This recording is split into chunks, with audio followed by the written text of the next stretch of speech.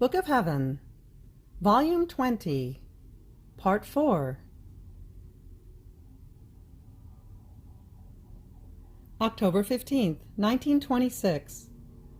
How the soul shall possess as much glory, beatitude, and happiness in heaven, for as much divine will as she has enclosed on earth. Continuing to make my usual round in the supreme will, I was saying to myself, "My Jesus, your will embraces and encloses everything. And I, in the name of the first creature who came out of your creative hands, up to the last one who shall be created, intend to repair for all the oppositions of the human wills made against yours, and to take within me all the acts of your adorable will that creatures have rejected, in order to requite them all in love and adoration, in such a way that there may be no act of yours without the correspondence of one act of mine, so that in finding my little act as though bilocated in each one of your acts, you may be satisfied and may come to reign triumphantly upon earth. Is it perhaps not upon the human acts that your eternal Fiat wants to find the support on which to dominate? Therefore, in each one of your acts, I offer you mine as the field on which you can lay your kingdom. Now, while I was thinking and saying this, my always lovable Jesus moved in my interior and told me, "Little daughter of my will, it is just, it is necessary, it is a right of both sides, both yours and of my will, that the one who is its child follow the multiplicity of the acts of my will, and that my will receive them into its acts. A father would be unhappy if he did not feel his child at his side, so as to be followed by his child in his acts. Nor would the child feel loved by the father, if, putting him aside, the father would not let himself be followed by his child. Therefore, daughter of my will and newborn in it, means precisely this: to follow all of its acts as its faithful daughter. In fact, you must know that, in creation, my will entered the field of action in the human acts of the creature. But in order to act, it wants the act of the creature within its own, so as to carry out its operating, and be able to say, 'My kingdom is in the midst of my children, and right within their inmost acts.' In fact, as much as the creature takes of my will, so much do I extend my kingdom in her, and she extends her kingdom in my will. But according to how much she lets me dominate in her acts, so does she expand her boundaries in my kingdom, and I give, and she takes, more joy, more happiness, more goods, and more glory. In fact, it is established that in the celestial fatherland they shall receive as much glory, beatitude, and happiness for as much of my will as they have enclosed in their souls on earth. Their glory shall be measured by that very will of mine that their souls shall possess, nor shall they be able to receive more, because their capacity and wideness is formed by that very divine will that they have done and possessed while living on earth. And even if my liberality wanted to give them more, they would lack the space to contain it, and it would overflow outside. Now, my daughter, of all that my will has established to give to creatures, of all of its acts, they have taken little. They have known little until now, because its kingdom has not only not been known, but not even possessed. Therefore, in heaven, it cannot give all its complete glory, or all the joys and happiness it possesses, because it finds itself in the midst of children who are incapable and of small stature. This is why it awaits the time of its kingdom with so much love and yearning, to have its total dominion, and to give from its fiat everything it had established to give to creatures, therefore forming children who are capable of receiving all of its goods. And only these children shall make the glory for all the blessed, for the children of the kingdom of my will be completed in the celestial fatherland, because they have enclosed what my will wanted, giving it free field of action and of dominion. Therefore, they shall have the essential glory, as they shall have the capacity and the space to contain it. And through them, the others shall have the accidental glory. And altogether, they shall enjoy the complete glory and the full happiness of my will. So, the kingdom of the supreme fiat shall be the full triumph of heaven and of the earth. Then I was thinking to myself, in the Our Father, our Lord teaches us to say, to pray, "Your will be done." Now, why does he say that he wants us to live in it?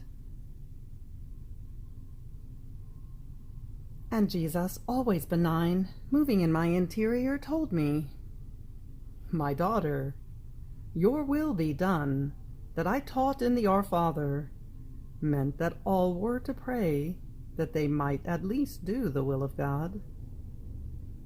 And this is for all Christians, and for all times. Nor can anyone call himself a Christian if he does not dispose himself to do the will of his celestial Father. But you have not thought of the other addition that comes immediately after. On earth as it is in heaven. On earth as it is in heaven means to live in the divine will. It means to pray that the kingdom of my will may come on earth, in order to live in it. In heaven, they not only do my will, but they live in it. They possess it as their own thing, and as their own kingdom. And if they did it but did not possess it, their happiness would not be full, because true happiness begins in the depth of the soul. To do the will of God does not mean to possess it, but to submit oneself to its commands, while to live in it is possession. Therefore, in the Our Father, in the words, "Your will be done," is the prayer that all may do the supreme will. And in "On earth as it is in heaven," that man may return into that will from which he came, in order to reacquire his happiness, the lost goods, and the possession of his divine kingdom.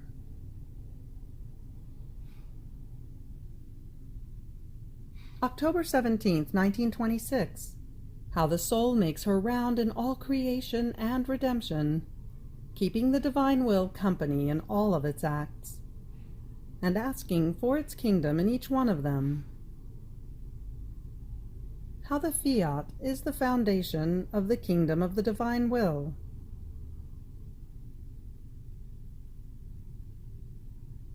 It seems I cannot do without continuing to make my round in the supreme will. I feel it is my true home, and only when I make my round within it, then am I content, because I find everything that belongs to my sweet Jesus. And by virtue of his will, all that belongs to him is also mine. Therefore, I have much to give to my beloved good. Even more, there is so much to give him that I never finish giving him everything. So I remain always with the desire to go back and continue making my round, to be able to give him everything that belongs to his adorable will. So, while making my round, thinking of the great good that the Supreme Volition brings to the soul, I prayed to Jesus that he would soon make it known to all, so that they might take part in such a great good. And in order to obtain this, as I reached each created thing, I said to him, I come into the sun to keep company with your will reigning and dominating in it, with all the splendor of its majesty. But while I keep you company in the sun, I pray you that your eternal Fiat be known, and just as it reigns triumphantly in the sun, it may come to reign triumphantly in the midst of creatures. See, the sun also is praying you. All of its light turns into prayer. And as it extends over the earth and invests plants and flowers, mountains and plains, seas and rivers with its light, it prays that your Fiat may be one upon earth, harmonizing with all creatures. So I am not the only one who is praying, but it is the power of your very will reigning in the sun that is praying. The light is praying. Its innumerable effects, the goods, the colors it contains, are praying. All are praying that your Fiat may reign over all. Can you resist such a great mass of light that prays with the power of your own will? And I, little as I am, while keeping you company in this sun, bless, adore, glorify your adorable will with that magnificence and glory with which your own will glorifies itself in its works. So only in the creatures is your will not to find the perfect glory of its works. Therefore come, may your Fiat come.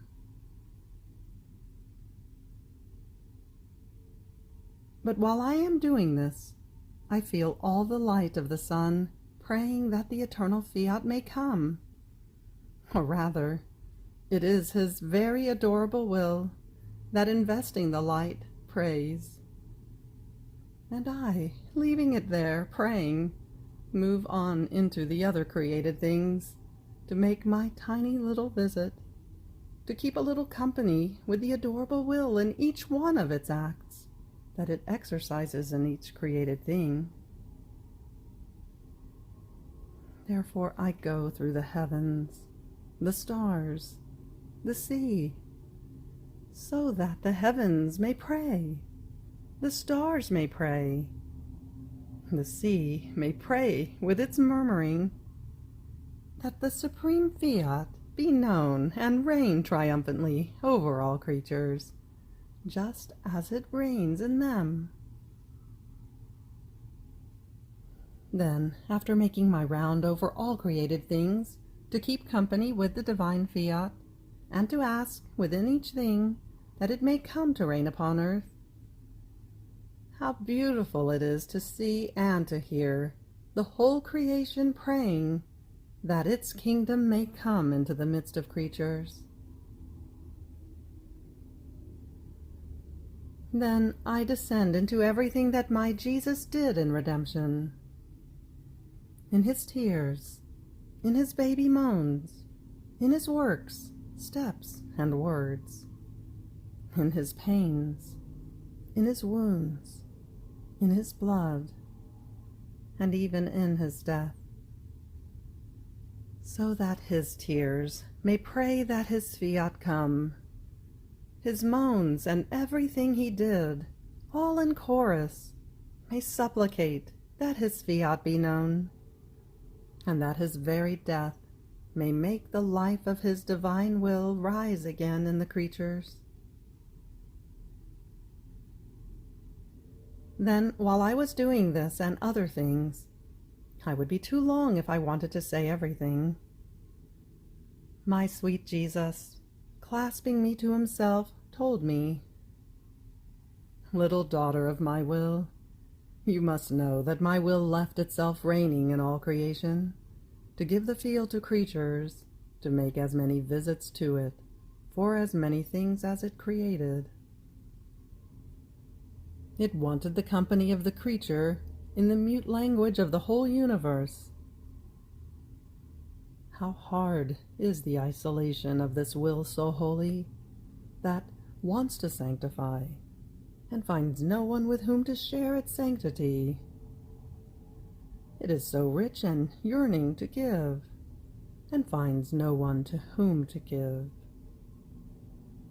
So beautiful, and it finds no one to embellish. So happy, and it finds no one to make happy. Being able to give, wanting to give, and having no one to whom to give, is always a sorrow and an unspeakable pain. And then, to one's yet greater sorrow, being left alone. Therefore, in seeing a creature enter the field of creation to keep it company, it feels delighted, and it feels that the purpose for which it left itself reigning in each created thing is being fulfilled. But that which renders it more happy, more glorified, is that as you reach each created thing, you ask that its fiat be known and reign over everything. And you move my very will in the sun, in the heavens, in the sea, in everything, to pray that the kingdom of my will may come. In fact, since my fiat is in you, it can be said that it is my will itself that prays and moves all of my works, and even my tears and sighs, so that the kingdom of my will may come. You cannot understand what contentment you give me, what a breach it is into my heart and into my very will, to hear all our works praying, because they want our fiat. You see, then, my contentment, as I see that you seek nothing for yourself, neither glory, nor love, nor graces. And in seeing that your littleness cannot obtain a kingdom so great, you make your round in all my works, wherever an act of my will is present, doing its office. And you make my own fiat say, "Your kingdom come. Oh, please, let it be known, loved, and possessed by the human generations." A divine will that prays together with our works, and together with its little daughter, is the greatest portent. It is a power equal to our own that prays, and it is impossible for us not to grant what it asks. How holy, how pure, noble, and fully divine, without a shadow of the human, is the kingdom of our will.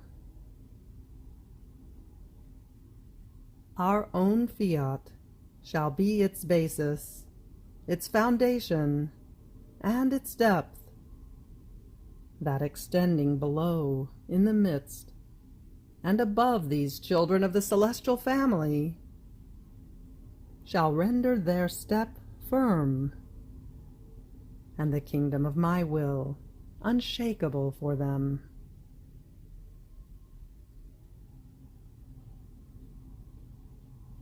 October 19th, 1926. The divine fiat possesses the source of novelty, and the soul who lets herself be dominated by it is under the influence of a new continued act, never interrupted, and receives the effects and the life of everything that the divine will has done.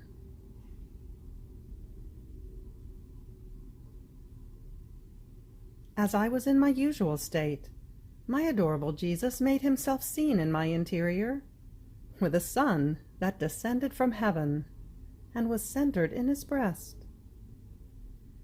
And as I prayed, breathed, moved, and did my acts in his will, I acquired light, and Jesus expanded more within my soul, occupying more space. I remained surprised in seeing that everything I did acquired light from the breast of Jesus, and that Jesus became larger and extended more within me, and I was filled more with him. After this, he said to me, "My daughter, my divinity is a new continued act, and since my will is the regime of it, the carrying out of our works, the bearer of this new act, it possesses the fullness of this new act, and therefore it is ever new in its works, new in its happiness, in the joy, and ever new in the manifestations of its knowledges. This is why it tells you always new things about my fiat, because it possesses the source of novelty. And if it seems that many things look alike and hold hands, this is the effect of the endless light it contains, that is indivisible, and therefore they seem to be lights that are all linked together. And just as in the light, there is the substance of colors, that are like many new and distinct acts that the light possesses, one cannot say that there is only one color, but all colors, with the variety of all shades, pale, strong, and dark. However, that which embellishes these colors and renders them more brilliant is the fact that they are invested by the power of light. Otherwise, they would be like colors without attractiveness and without beauty. In the same way, the many knowledges given to you about my will, because they start from its endless light, are invested with light, and therefore it seems that they hold hands, that they look alike. However, in their substance, they are more than colors, ever new in the truths, new in the way, new in the good they bring, new in the sanctification they communicate, new in the similes, new in the beauties, and perhaps even just one new and additional word contained in the different manifestations about my will is always a divine color, and it is a new eternal act that brings to the creature an act that never ends, in the grace, in the goods, and in the glory. And do you know what it means to possess these knowledges on my will?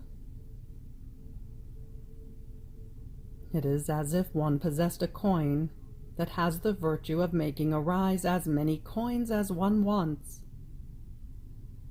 And if one possesses a springing good, poverty is over. In the same way, these knowledges of mine possess light, sanctity, strength, beauty, and riches that arise continuously. So, those who shall possess them shall have the source of light, of sanctity. Therefore darkness, weaknesses, the ugliness of sin, poverty in divine goods, shall end for them. All evils shall end, and they shall possess the source of sanctity. See, this light that you see as centered in my breast is my supreme will. As you emit your acts, light arises and communicates itself to you, bringing you new knowledges about my fiat, that emptying you, enlarge the place for me in which I can extend more within you. And as I keep extending myself, so do your natural life, your will, all of yourself, come to an end, because you give place to mine, and I occupy myself with forming and extending more and more the kingdom of the supreme fiat in you. And you shall have a larger field, in order to make your round in it, and to help me in the work of the new formation of my kingdom in the midst of creatures. Then I continued my acts in the unending heaven of the divine volition, and I could touch with my own hand how in everything that came out of the eternal fiat, both in creation and in redemption and in sanctification, there are many beings and innumerable things, all new and distinct among themselves. At the most they look alike, they hold hands, but not one being or thing can say, I am the same as the other. Even the smallest insect, the littlest flower, carries the mark of novelty. So I thought to myself, it is really true that the fiat of the Divine Majesty contains the virtue, the source of a new continuous act. What happiness it is to let oneself be dominated by this omnipotent fiat, to be under the influence of a new act never interrupted. Now, while I was thinking of this, my sweet Jesus came back, and looking at me with unspeakable love, called everything around himself. At his wish, all creation and the goods of redemption found themselves around Jesus, and he bound my poor soul to all creation and redemption, to let me receive all the effects of everything that his adorable will has done.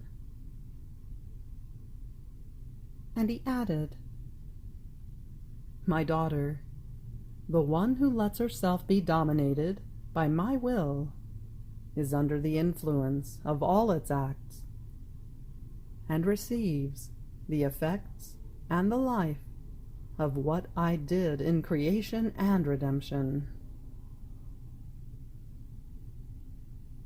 Everything is in relationship with her and bound to her.